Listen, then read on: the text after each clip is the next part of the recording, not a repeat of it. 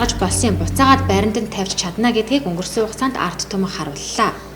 Өмнө нь дандаа л огцор гэдэг байсан бол тэр жагсаал ажлаа хий гэж шаардсан нь жагсаалын түүхэн дэх шинэ үзэгдэл байлаа.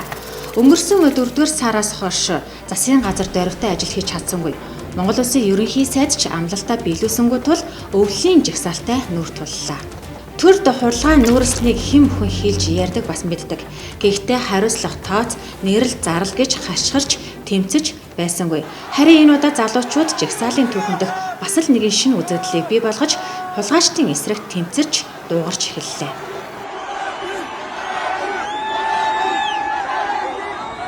Нүцгэн баримт тэмцлээ илэрхийлж цагдаа нартааш нүүр туллаа. Гэхдээ өмнөх жагсаал шиг цагдаа нарт зодуулсангүй, баригдаж хоригдсангүй.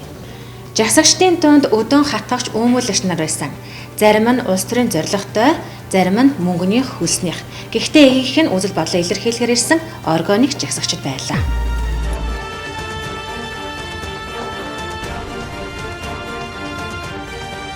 Монголчууд өнөөдөр амьдрах арга гадаг шүү дээ хөрөндөө. Энэ баяыг төрчл бид нар өнөөдөр ийм байдлаар амьдрмааргүй. 125 сая. Энэ юу юм? Гэтэл гадаад өрн нэг хүний 40 сая гэдэг. Гэтэл ганцхан хонгорын ургаагаас улгаа хийсэн 125 сая. Юу юм бэ? Өчнөө 2582 ургаа бүгд улгаа штэ. Гэтэл өнөөдөр 3 өдөр жагсаа Монголын ард түмнийг өд өдгөж байл 2 саад гарч ирээ. Зүгээрээ даарахгүй би даарахгүй. Би даарахгүй наа. Би даарахгүй.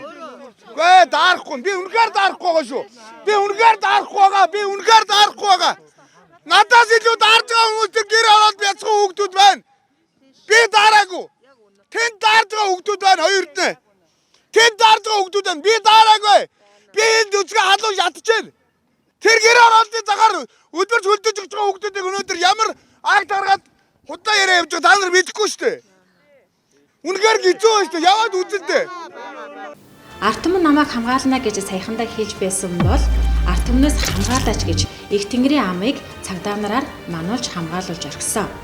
Нүцэглэн үсээ хусуулан орилон чарлан барьж засгийн газрын тэргүүн гарч ирлээ. За гэхдээ өмнө нь гарч ирээд амлж гинэ гэж хэлээд амлалтандаа хүрч чадаагүй ерөнхий сайд дахин жагсагчдын өмнө гарах нүүргүй байлаа. За гэвч аргаа барьсан ерөнхий сайд жагсагчдын өмнө гарахаас өөр сонголт байсангүй. Бид нэг тал байгаа. Өнөөдөр манай энэ улс төрийн зорилгоор ирсэн хүмүүс байгаа. Өнөөдөр энэ жинхэнэ нүүрсний хулгайчдын бас одоо ятгалгаар ирсэн зориуд энэ жагсаал цуглааныг өдөөр хатгах гэж байгаа. Засгийн газрын эрхийг төрхийлөх гэж байгаа. Ийм одоо бас хүмүүс байгаа. Энэ бүх зүйлийг Монголын ард түмэн, өргөн түмэн олон минь энэ бүх зүйлийг та бүхэн маань ялгаж, салгаж хуулийн дүгнэлт хийлээ гэдэг би маш итгэлтэй байна. Монгол Улсын ерөнхий сайд оюун эрдэнэнийг адаага 2 давтлаа. Хаврын жагсаалын үеэр гарч ирэх гэж зовлоо. Багагүй тэмцэл тууллаа. Ингэж жагсагчтай гарч ирж уулздаг ерөнхий сайд өмнө нь байгаагүй шүү гэж хэлсэн нь жагсагчдад таалагдсангүй. За энэ гэсэн би бас гарч ирэх гэж нэлээдгүй юм болсон. Өмнө ч гэсэн би гарч ирсэн. Гэхдээ залуучуудтайгаа ингэж уулзаад гарч ирээд ярилцчихсан ерөнхий сайд өнгөрсөн 30 жил цөөхөн шүү. Би үнээр жишээлээ ойлгохыг хүсэж байгаа. Би энэ нийтийг амарсан инстаграмын байхгүй гэж хүсэж байгаа. Жагсагчид гартаа таарсан ундааны сав, савхин бэлээ, хамрын тусаагур сэрэг хүртэл шидэж эсэргүүцлээ илэрхийллээ. Мэдээж Монгол Улсын ерөнхий сайд төрийн 3 өндөрлөгийн нэг учраас түүнийг хамгаалах нь зөв хэрэг. Харин энэ үед Монгол Улсын хууль зүйн дотоод хэргийн сайд Нямбатар хэрхэн сайн бултагч, зүхтагч болохоо харуулад амьдсан юм.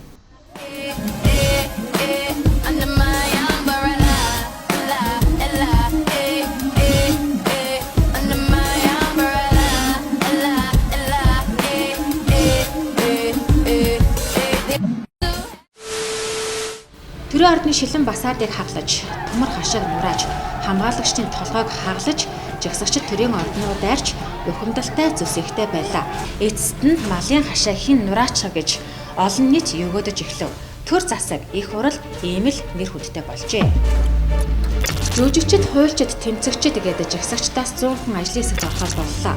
Гэхдээ нүүрсний хулгай эздийг өнөө маргаашийн дотор зарлах ямар ч боломжгүй учраас жагсагчид үргэлжлүүлээд жагсах уу, аль эсвэл шалгалтын дүүн гарч нэрс тодорхой болох хүртэл жагсаалаа зогсоох уу гэдэг дээр нүүр тулж байна.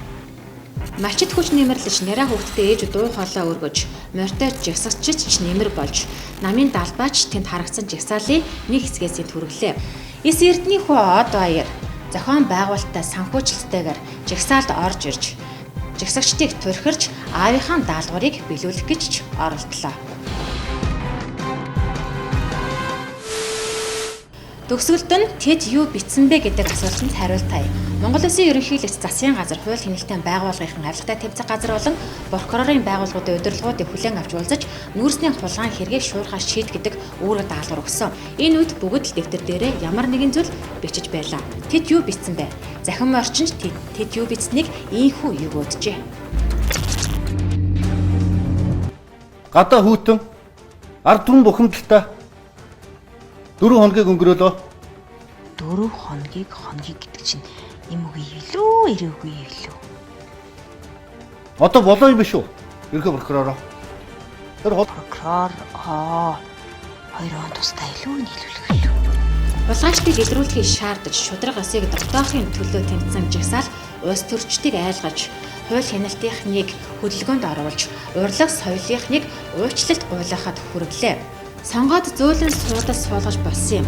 Буцаагаад байранд нь аваачч бас чадна. Жагсаалд оролцож дуу хоолойгоо өргөсөн хүн бүрт талархъя.